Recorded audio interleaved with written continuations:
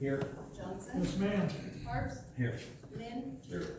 Holliger. Here. Metzger. Here. All right, this board always welcomes public input. Any public input for anything on the agenda? Please state your name and address for the record.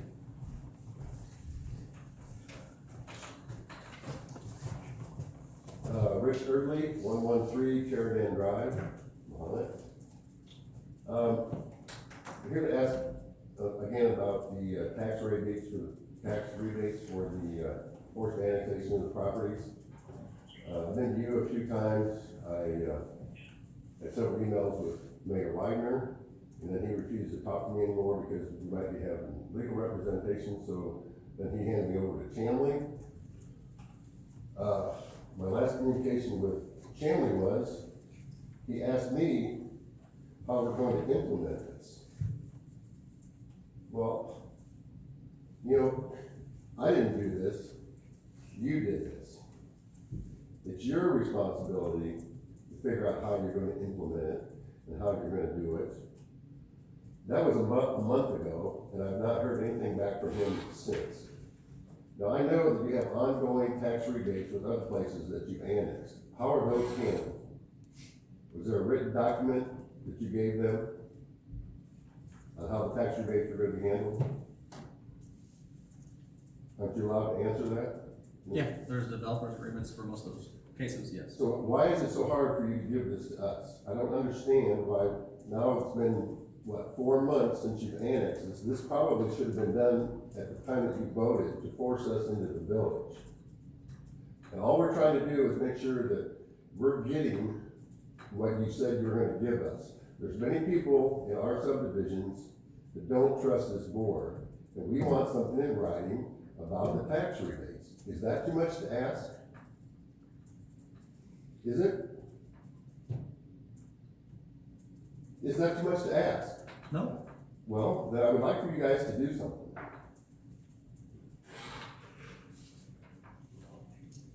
I mean, this should just been done a long time ago.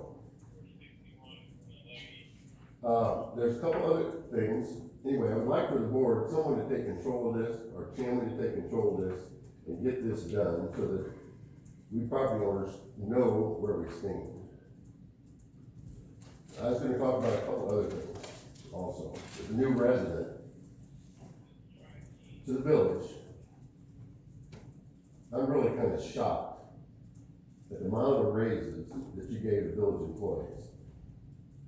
6.3% for one village administrator and over 4% for other department heads. That's my tax money. You forced me into this village. You're forcing me to pay your tax levy, and I think you're spending this money in a careless way. I think that is ridiculous. 6%, 6.3%. You need to be better stewards of my money.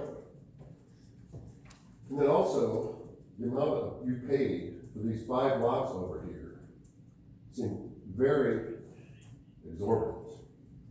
I don't know how that was reached, but one of the questions that I have, was there ever any consideration to buying Sangamon School by this board? No. Okay, if you bought the Sangamon School, it wouldn't have cost much more than what you paid for these lots. You would have had all the office spaces that you needed to have all of your offices in one building. You could have sold the building out of Prairie View that spews raw sewage out where the recreation department is. You could have sold that. You could have quit paying rent.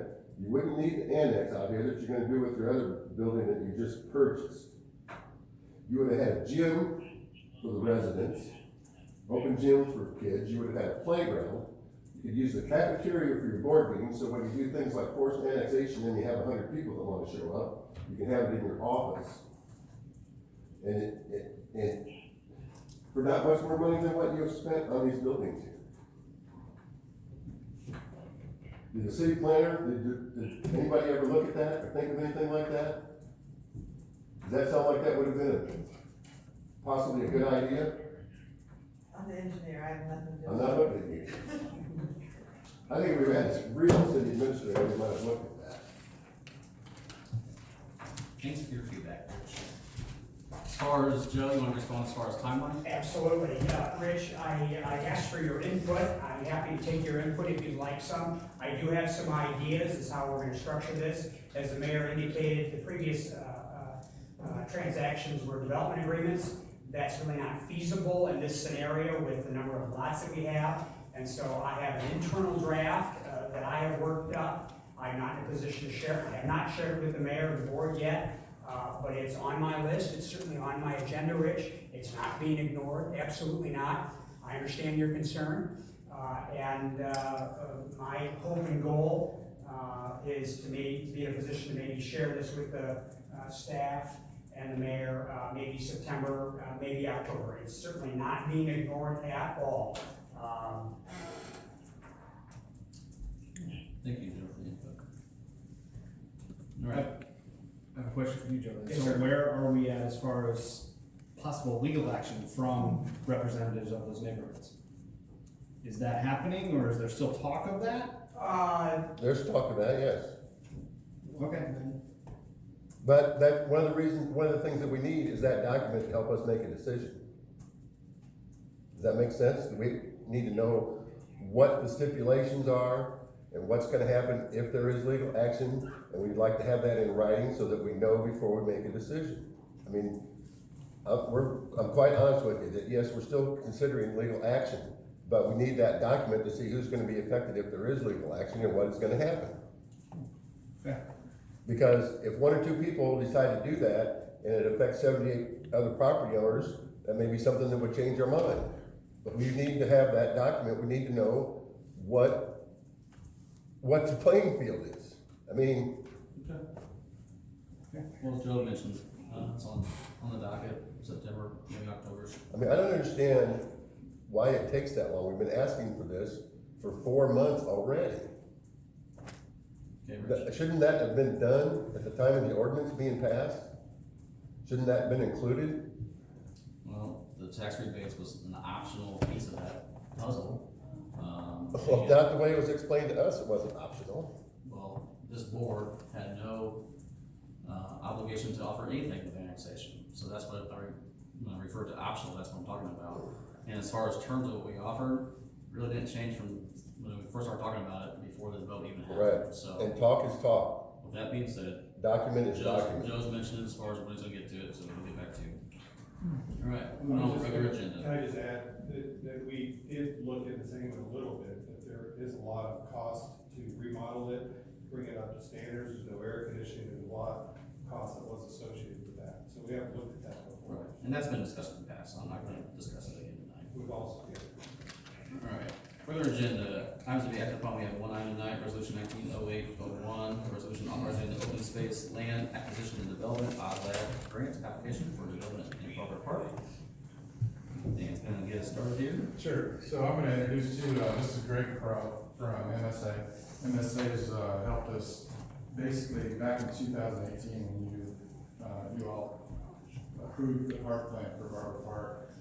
They were instrumental in helping us get to that point and gathering all the data and surveys that we've, and planning documents that we've established over the years to come up with basically a park master plan or a guide, which is essential in getting grants. And so that's the next step, and that's the grant. So as a refresher,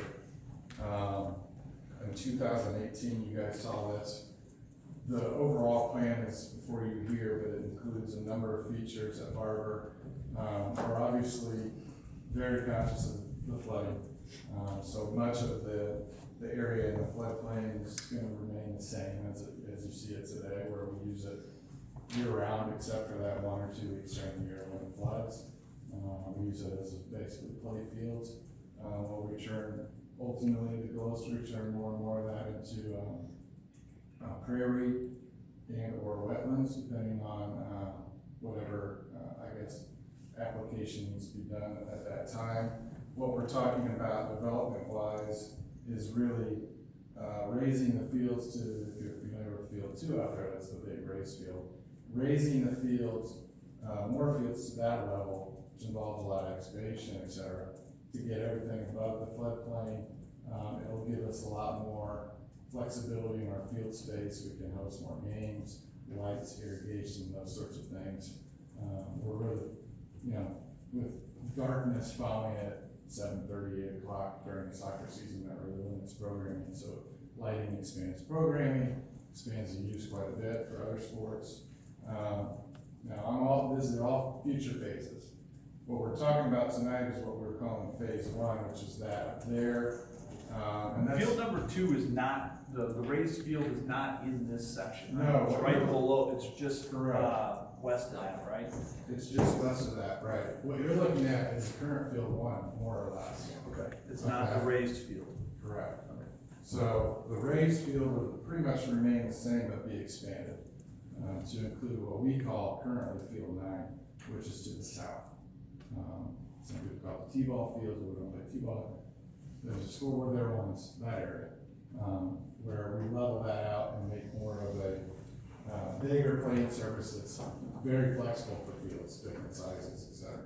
Future phases, first phase, what we're calling first phase, is the kind of the fun zone. That's the fun stuff. That's the playground that we've identified through a number of needs, community needs, or wants. Playground here, obviously. This is what I've always called our premier park. I mean, this is our 55-acre park that's connected to the bike path system that's centrally located.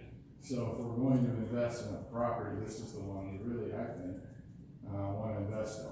So the playground, there's 2 components. There's a more traditional play area that you see in current playgrounds around town. And then there's a nature themed playground that we've identified. And then there's a water feature playground, spray ground, splash pad, call it a number of things. Very generic on paper right now. So there's still a lot of planning and I guess the details will come but we have cost estimates, and that's important for the grant application. The rest of that is an enhanced pavilion area. So what you see up above there is the current pavilion, the brown roof. We would enhance the pavilion to make it a little bit more accessible for band performances or speakers or anything crowd related, and make it more amphitheater-like, where we have some hard surface area, a little mini stage, and it would ramp up to a berm for seating that would hopefully be easy to maintain, nothing too steep. And then an open area for all kinds of different things, special event related. For instance, food trucks could be sitting there for a special event, or tents or bounce houses, whatever programming we have going on there. It's just another open space for a gathering space for that event. And then of course, within that is a connected path system that would connect the existing path as well as these features and the future phases, which is the enhanced play fields, etc. So what we're talking about tonight is a grant application with the OZLAD program. If you're not familiar with OZLAD, it's administered by Illinois Department of Natural Resources. It's very bipartisan. It's been a very successful program for many years in the state of Illinois for a lot of communities. Bridal Beach Park here in Mahomet was built with OZLAD grant money. That's our last, and I think only, to my knowledge, OZLAD project in the village of Mahomet that we've done. But it's a very highly competitive grant project. It's basically they will match up to $400,000 on a project. So if you spend $2 million on a project, if you get the grant, you'll get $400,000 from them. In this particular case, phase 1 cost estimates are around $830,000. So basically, if we get the grant, number one, we have to pass a resolution to apply for the grant. That's part of the required. The grant is due on August 19th. Bit of a rush because the state released and opened the grant on sort of short notice. It's not been funded for several years, so we kind of had to do some scrambling. But we have everything in our ducks in a row. The application is in your packet with all the details, and it's due the 19th. Part of the process is a resolution.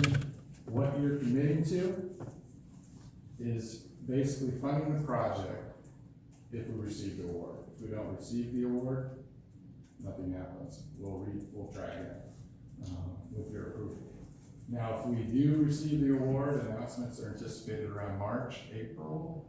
That's what it used to be, or what it was last year with it being later. I'm hoping for before the end of the year, getting an announcement, but you never know. There's no guarantee that you're going to announce it. Right. In my head, I'm saying March, hopefully. We'll have some sort of announcement from the governor's office as to who, received the grant award. And then at that point, you have, and correct me if I'm wrong here, you have 2 years to begin development of the project. Correct. We would have 2 years then to get serious, and then you have another year or so to pay for the project, in essence, along the way. So we're looking at, if we get the award and we're able to secure funds and all that good stuff, this could be done as early as Well, actually, you have 2 years to get the project complete. complete. Yeah, Correct. from execution of the contract. Correct. Yeah. So, 2022? Right. This could be complete. This has been identified on your CIPs over the years. We do have funding for it, for our match. One good thing about the new program, it used to be, which limited folks like Mahomet significantly, and this is why I haven't applied for a grant. It used to be you had to save up the full amount, and they would reimburse you after the project was complete. Now they give you the half up front, which is huge for us, because saving up $800,000 would take us a long time, quite frankly. But getting half of that is a little more appealing, so that's helpful. Does anybody have questions about the project, the process, the overall timeline? I just, one clarification point, it's 50% match up to 400. Up to 400, yeah. And they will, so we're estimating the project at 831,000. So we're estimating you'll get the 400,000. But if you come in under, the project comes in at 750, you'll get 375, you'll get 50%. So they're going to end up getting the benefit of if the project comes under. Then you're gonna fundraise for a portion of it. That's my goal. I think we can reasonably fundraise at least $50,000. I think the splash pad is something that we'll get behind, the community will really get behind. That, the feature itself, and of course playgrounds, aren't gonna hurt as far as fundraising efforts. I think we could get more, but conservatively, I think 50,000 is more than reasonable. And tonight, we're going towards the concept, will this come back to us for more details of what's going on, or will that all be in your hands at that point? No, it'll absolutely come back. So what will happen if we get awarded is that's when we'll really fine tune the details. And every step along the way, you're gonna have to approve, because these are big ticket items, that will have to be bid, and the contract itself will have to be bid, and there's a lot of details that are yet to be. This is more conceptual at this point in terms of layout. The layout is firm, fairly firm, but the details of the structure are very generic at this point. And we have some renderings or catalog cuts of the playgrounds and the spray I think pad. we've seen those. Yeah, and they were the same that were in the plan, but you're not, we had to include that in the application, but you're not tied to that exact design. You can Just in the concept, right? Yes. I think from Trustee Harp's perspective, this is the one part that we identified as far as accessibility. Yes, I was just gonna mention that again. I wanna see some fully accessible playground equipment in this park. Yeah. Makes a lot of sense. Similar to what's at Ambucks Park in Urbana. Makes a lot of sense, because this park is accessible. Right there, yeah, by By parking lot and path and everything else. And parking, so. And Dan mentioned that it's competitive, also it is very competitive. They had, I think, about 120 applicants the last time they offered up funding. I think they ended up with 30 to 40 that they awarded. This phase, one of the reasons we chose it is because it's upfront, it's gonna be the easiest to do first, but it's also the best for the application. Because one of the things that get you the most points is the number of amenities that you're adding or renovating, especially if those are new amenities to the park. So the playgrounds, you have some playgrounds around town, but this is adding two more, and the nature play area is something that you don't have, so that's, hopefully gonna be considered a new amenity. The splash pad, spray pad is a brand new amenity, so that'll be good points, and then the amphitheater itself should have points, so you have a strong application from talking to DNR. The grade and the trimming of all of our grant opportunities is probably the one, more of the easy one to get as opposed to going after ITAP or everything else out there. Yeah, I mean, We had a good shot. We had good traditionally- histories too, as far as our, Yeah, as long as you have a good history and a good background, which you do. It seems to be, and you can chime in here, but if you don't get it the first time, they really are statewide. There's not a lot of politics with this program to where you just have to wait your turn sometimes. Right. If you don't get it this year, it's a really good, healthy funded program, or has been. Yeah, it used to be up until the last 3 or 4 years. 3 years, there was a gap there in the dark ages, but, all indications are the state is going to get back to this being an annual cycle. And, yeah, so if you don't get it this year, as Ann was mentioning, you eventually get it. All the parks around the state have tapped into this program over the years. And our planning documents put us ahead of the curve too, with other communities, so I feel really good about that. That's a key feature of community input and feedback, and planning documents is huge. any other questions for Greg or Dan? All right, thanks guys. Yes, appreciate it. So entertain a motion to approve resolution 190801, resolution authorizing the Island grant. So moved. Metzger and Johnson. Roll call. Kohlrabi, Yes. Johnson, Yes, ma'am. Parks, Yes. Lynn, Yes. Oliver, Yes. Metzger. Yes. All right, report there, study session, immediately follow this one, we'll have one after this, the special board meeting on the 20th as well. One change for the joint, meeting with the school board, had some conflicts, with, various, members, so we're, targeting right now tentatively September 4th at 6 p.m. That's right now, it's tentatively scheduled, moving towards, and. 6 p.m.? 6 p.m. Is it still gonna be at the library? Location to be determined, we still trying to figure out, conflicts there, so make sure we're back.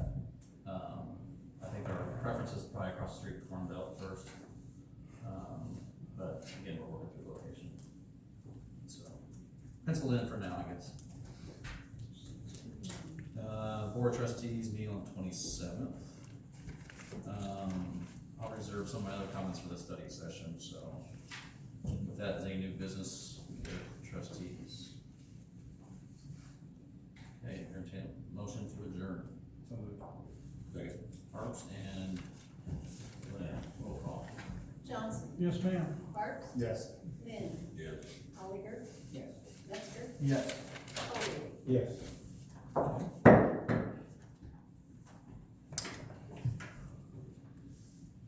Give the clerk a minute here.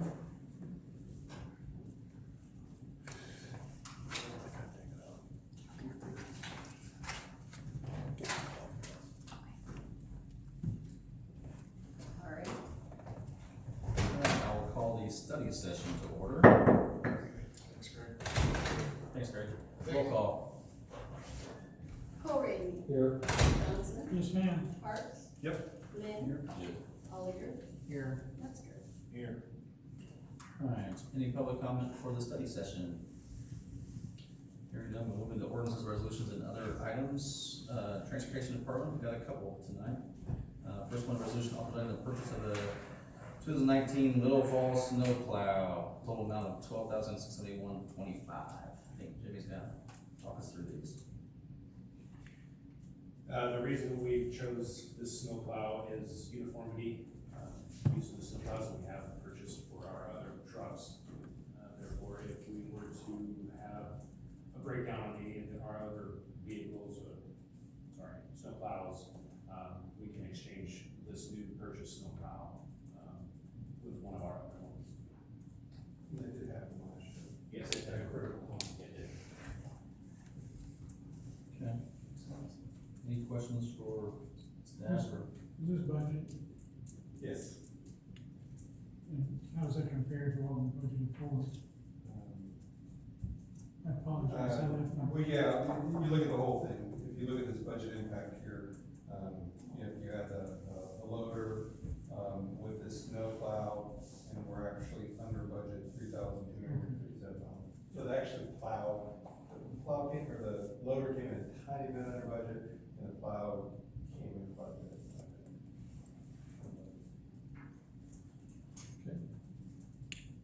Hearing no other questions, entertain a motion to move the resolution to the consent agenda. So moved. Second. Johnson, Harps, roll call. Harps, Yes. Lynn, Yes. Collier, Yes. Metzger, Yes. Colby, Yes. Johnson. Yes, ma'am. All right, let's talk about a leaf vacuum. Okay, so the leaf vac is gonna be very similar in, why we're purchasing the same Titan brand. We currently, our boxes that we have in our trucks are designed and made specifically for the Titan leaf vac. And with this new vac, it will be the exact same way, so it'll be interchangeable with all the other trucks that we have with leaf boxes in them. What's the expectancy as far as hours? This had 779 hours on it. I mean, what, do you know how many hours these things are supposed to run until they start breaking down? Typically around 1,000 hours is when they start needing major repair. The impeller that's inside of it needs to be exchanged for new ones, the fins inside of it, they wear out. Okay. And what I've been told, about 1,000 hours is when it needs to be changed. We're getting quite a bit of value for this unit, $20,000 for the trade-in, which helps offset the price. We have also started to experience some issues with this unit. We actually, to get us through this leaf season, we did have to do would you call it a major repair? It's a major repair on the arm. The arm that holds the tube itself broke, and we had to have that repaired before we could use it this year. So, again, our policy is either hours or years, and we certainly chose, given coming into next year, certainly that we chose to go ahead and replace it based on the years and get a new piece of equipment in here. They really go through a lot. Where are we at on our other one? How are we doing on that as far as hours? As far as hours, I haven't looked at the hour counter lately, couldn't answer it. That one was purchased, this is 2012, they go to 2014. Yeah, So any issues with maintenance on that? not that, no, not right. And the timing of getting this one is, It's about a 45-day by the time, from the time we purchase to the time we receive. This will be next year, So it will be on next year. it will not be this week. So we're actually, aren't we delaying the purchase? We are delaying the purchase. We're getting approval, so we have all this stuff done, but, we probably won't, order it until maybe a couple of months from now, before we actually place the order. why is that? Because we won't have it in time for this leaf season. And would you, He's already been told that by Klaus, by the manufacturer, that we wouldn't get in time for our leaf season this year, so the goal is to get in here about February, so we have it for March. Because if you did, would you have to give the trade in right away and wait on the new one, or would you be able to keep your existing one until you receive? We would be able to keep our Okay. existing service. So that's why I was looking at the trade part, I was wondering about that, are we gonna need, would there be a gap in where we didn't have a vacuum? No, Okay. we'll still have our own. And they're firm on that 20,000 trade, even though we're going to use it through our season. Yes. They're guaranteeing that price if we put it off for that long. Yes. okay, any other questions or concerns about the leaf vac? Okay. Entertain a motion to move this resolution to the consent agenda. So moved. Second. Colby and Lynn, roll call. Lynn, Yes. Collier, Yes. Metzger, Yes. Colby, Yes. Johnson, Yes, ma'am. Harps. Yes. Alright, third item is a resolution declaring certain village property as surplus and authorizing its disposal. We just Pretty have to much. do this because we're trading in, we have to declare the 2012 leaf back surplus. Even though we're still using it until the new one comes in? Well, we're gonna declare it surplus, we have to declare it surplus to be able to trade it in. But we're not trading it until next year, right? You can still declare surplus now. And we can still use it, even though it's declared surplus? I'm driving a surplus. Okay, I just wanna be clear on that. I am. Okay, that's right. As long as we can still use it, even though it's declared surplus. Yeah, just good housekeeping. Okay. We gotta declare it. Well, I know that, I just didn't timeline when we would do that, if we can do it and still use it. That's all I was wondering. Entertained motion to move the surplus to the consent. So moved. Second. Harps and Metzger, roll call. Oliver, Yes. Metzger, Yes. Colby, Yes. Johnson, Yes, ma'am. Harps, Yes. Smith. Alright, thanks, And Jimmy. I'll just say this, with Jimmy taking over as interim, and with the fall season coming up and getting very, very busy, we didn't want to put this stuff out, we wanted to go ahead and take care of it now. And we originally thought the vacuum would be here for this season, and we found out it was not gonna make it in time, we just kept moving forward with that and all that. Okay. Alright, engineering resolution approving authorization 1 for Sunny Acres Road repercussion project, Stu. Alright, so the project is gonna come in a little bit under budget. I have to do a resolution right now because there's some items that are deductions that the contractor got paid for the portion that they did, and there's some items that are overages and they can't get paid for those until I pass this resolution. I'm still waiting on, one small item to get done, which is these markers that are gonna get pasted on the ends of the guardrail. And then the other is a roadway flagger bill, which the railroads, they exist in their own little time and space, and it might, I've been told some places it would take years, but we have like one single day, so hopefully it'll only take 6 months or so. So, when all that stuff gets done, then I'll have a final balancing authorization. I gave you all the, the lowdown on all the items, oh, let's see what else I was gonna say. That's about it. Oh yeah, there's one other thing. So the 12,000, or whatever, 13,000 deduction, that's not gonna be how much we're under budget totally at the very end. Because we're gonna use some money, and I haven't asked Matt Pommier for a quote yet, but I'm planning on hiring Mahomet Landscapes to do that final work, fixing things up and making them pretty for the residents, and it's sometime in September, so all that should be able to be done within the original approved budget. So you don't have to bid out the landscaping? No, it's considered $10,000, so. And I just think that a local contractor will do a better job with it than. I agree that locals would do. We'll have to do 3 quotes. Oh, okay, sorry. Okay, yeah, I'm glad that we're doing local, that's good, that's what we make sure there's. We don't have to do it out, so, we will have to. Multiple codes, okay. Patrick's gonna help me with that. Alright, just a good authorization. These are good ones.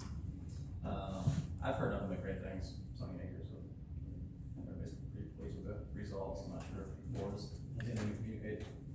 I haven't heard either way, anyway. Not bad, go on it, but she's taking care of it, so. Alright, any questions on this resolution? Entertaining motion to move it to the consent agenda.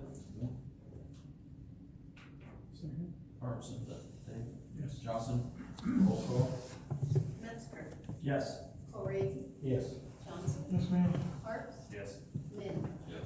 Oliver, Thanks, Ellen. Mr. Brown, your report? Alright, so, any questions on water sewer, we'll try to get to that. Here's water and sewer. Not a lot changes. Any questions? Give me an update on the hookup for Public Works. We are shooting, I think based on what we told them, we're trying to get everything done by somewhere toward the end of October, within 90 days, we can discuss that with them. Them being Sangamon Valley. Think about, yes. The delay right now is really, we got a lot of stuff still to do, but the holding factor right now is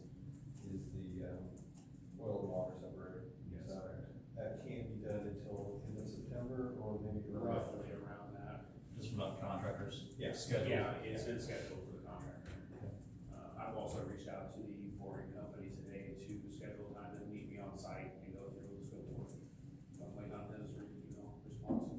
So Jimmy's getting everybody lined up, so that. Oh, this rain might hold you up. Yeah, probably will. I should mention not just public works, but recreation departments out there too, they'll appreciate water as well. Appreciate the shout out there. Keep correcting me, Dan. Alright. Sorry, Ms. Ryan, I interrupted you on your report. Well, since you brought up Public Works, Cass was here, did say we were putting raw sewage, that, by the time, you guys may remember, we had Public Health come out and inspect it, and everything was clear.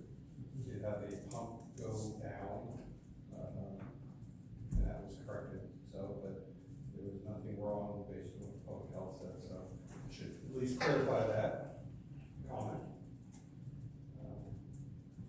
Okay, so transportation, Jimmy is here to answer any questions that you may have on this. Next week, I'll just say this, next week we'll be pretty busy with prep for music festival. That's obviously a week from Friday, so, they'll be very busy with that. We did help participate in the Main Street Run. We weren't out for the 5K, because they had their own gear for that, but we did have a staff here from the Main Street Run to help support that. Because that was kind of down a few people for that. Any questions? Is there any way to get the state to mow them weeds along the river? The river bridge? They did. They did mow? They did, there's still a little bit, we mowed some of the stuff on the side that we could reach. Then they came up, last week, and they mowed everything else. I mean, you're still gonna see some, like, there's that little walking bridge. There's actually very difficult. Jim and his crew's gonna try to get in there to get some more out, but one of these days, but that's a little harder to get to because there's not just solid ground between the bridge and the little walking bridge, there's actually some water. So you just can't take care of that. Can you walk on water? I tried, it doesn't work.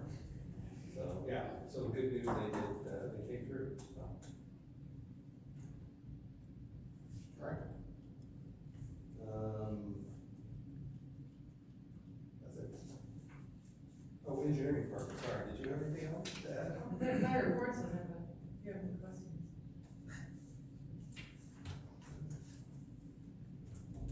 I think I'll just say this, can I say this? don't know. I don't know what you're gonna say, but.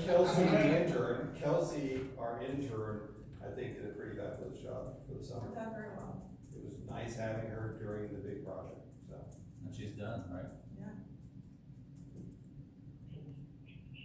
Now I need to hire a personal secretary. Spoiled you, huh? Yes. Alright, anything else, Mr. Brown? Okay, no, that's it. Alright, I already discussed some of the dates there. Other issues, I was just gonna give a heads up as far as things we'll be discussing. We have kind of a busy slate of things, but three key things I wanna kind of highlight. September, we'll be looking at the downtown master plan and approving that officially. And once that happens, other things can start going in motion with that, so we'll have that in September. In October, we anticipate having a discussion on adult use cannabis, of which a lot of information has already been put out there through Illinois Municipal League, of which it'll be the discussion item for this board to at least discuss it openly, based on numerous requests already from the community. Don't use what? Cannabis. Oh, okay. That's good, that was good.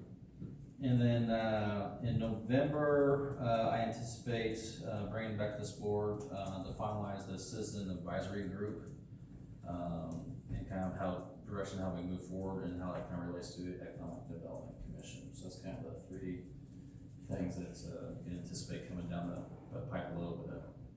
Well, Rich is gone, but, originally my comments for study session, you know, as far as the raises and staff, I mean, I think, coming into this position and looking at what we have for staff and what they are paid, you know, we look at salary surveys, we have multiple databases that we use. to look at those. I think that, if anything, we're highly competitive, and if anything at all, underpaid when you compare ourselves to other communities, of which, recent departures are evidence of that, certainly the bigger communities can afford to pay staff more. So, we do what we can, and we make adjustments where we can, so, I think it's a little unfair to indicate that, people are overpaid for certainly the amount of work they accomplish, given the structure we have here in Mahomet. So, we've said years and years and years that we are very lean, we get a lot done with what we have. And I'm very proud of staff of what we do accomplish together, and I hope they feel the same way, so. But with that, I'd be happy to share any of the salary surveys with the board or other, industry, documents that show what, typical compensation for various things are. Happy to share that information. So, with that, any new business from trustees? We're kind of just talking amongst ourselves before the meeting started, that as far as the newly acquired properties, how many residents are still there? Was there just one? I don't know, one house. One house, well, that's what I mean, how many homes are still occupied, I guess I should ask. And that's the one closest to the cemetery? Oh, on the corner? Yes. Okay. And I anticipate, I don't have a final word yet, but I anticipate, early September, somewhere within a week or two in September, probably. They have another place lined up, so. So once that's vacated, will we go out for bids for demolition? We'll at go that out point? for bids for demolition, yes. Okay. Just try to get that Not out as soon as worry possible. necessarily on that, Yeah. you know, we want them ready to plant grass in the spring, basically. Yeah, the problem with them is you leave them empty this winter, they'll be vandalized, you know, try to get them down as soon as you can. And we are working, you know, we're working with a couple agencies to get in there and do some training and the fire department. Before they're torn down, the fire department's very interested in doing some, we'll just call it sealing work, to do some training on, and by all means, we're more than welcome to. Are they interested in doing a No, full-on that's burn too down? much. That's too Can't much. do that anymore, like You they can. eat day one. Yeah, and the permit Cause process. that'd save us a lot of money, it'd be a great opportunity for them for training. Used to. Let's do that. Yeah, they used to do it all the time. Yeah. I remember that. Can't do that anymore. I just had one thing to report. Sure. Last time I had some bad news with the Saginaw River and fish kill, and I like to balance things with good news. Nothing's really all bad or all good, so. And I think Andy knows about it, because he saw the post on Facebook, but we, did a mussel survey at Hazen Bridge, and we got 2 fluted shells, and we call that our mussels. That's one of the intolerant species. We've got one other intolerant species at Saginaw River Forest Preserve, and that's a monkey face. We didn't bring it over there. But, anyway, we found 2 of them, and the only other one that they found in Saginaw over the last few decades is, in 2010, we found one at the Fisher Bridge, 136. So the fact that, you know, that wasn't a sole example is good. The fact we found not 1 but 2 is exciting. So we were doing it, you heard some hoops and hollers on Saturday. It was awesome. I thought somebody made a hole in one down there. So that, finding that mussel indicates the health of the river. Yes, they're intolerant, so if you get pollution events, they're the first ones to go. And that's, we do a similar thing with, the bugs that we get out of there. Some bugs not only tolerate pollution, but seem to thrive in it. And if you're finding a lot of those and not the other ones, that's not a good thing, so. Right. But the Saginaw River, you know, with the invertebrate monitoring, typically, rates good, you know. So, and small streams that feed into it typically rate fair or poor in some cases. But what that indicates to me is the process is cleaning the water, so by the time it gets into the river, it's doing what it's supposed to. And that's what you want to do. You want it to be able to clean the water, but you don't want to overwhelm the system, you know, and that's what ruins its ability to do that, so. You ever find out any more about what caused that The fish kill? fish kill? And that's what's kind of bad. I just want, I'd like to know whether it was chemical or whether it was, you know, low dissolved oxygen, which sometimes happens this time of year. Being so dry. What about update on the duck sales? Dan over I can speak on our end, we never get too many ahead of the day of the event, honestly, or a music fest weekend, but we have probably, I'm gonna guess 30 to 50 sold, right now, through us. Yeah. They have a lot more. We're just under 200 right now, so. They're. We're gonna be out there at the I sold them IGA. 90, I didn't see you. You don't need to sell anymore, I've already bought the winning one. Yeah, well, there's several prices. Oh, Yeah. well, I didn't win it. Cheap seats never win, right? There's no question you're gonna start to see how it works with some duck sales every year. So, credit them. And we appreciate their support too. Absolutely. Alright, any other new business? Sean, I'll look at the parade again, I think, that's probably a given. Yeah, if there's any other volunteers too for the festival, by all means, let myself know or Dave Parsons for sure. Can't remember if Walter's heading up the volunteer list. Yes, he is, but let us know, and we'll get you plugged in someplace this week, but we definitely need help. Get some time. Yeah. I've If it's, already, if I've it's already just, talked to Bill, I'll help like I did last year with Bill, and then I'll help with the parade, so. even if it's just an hour at a time, that's helpful. Yeah, you did good one. I'm not doing that again. Special From duty. morning till late at night. You didn't hear me, I said an hour at a time, would be good. I need a little break in the middle, so I can go home and shower. Nobody wants to be around me. It's not a student session. Well, I'll entertain a motion to adjourn the study session. Second. Parks and Rec, roll call. Colby, Yes. Johnson, Yes, ma'am. Parks, Yes. Lynn, Yes. Oliver, Yes. Metzger. Yes.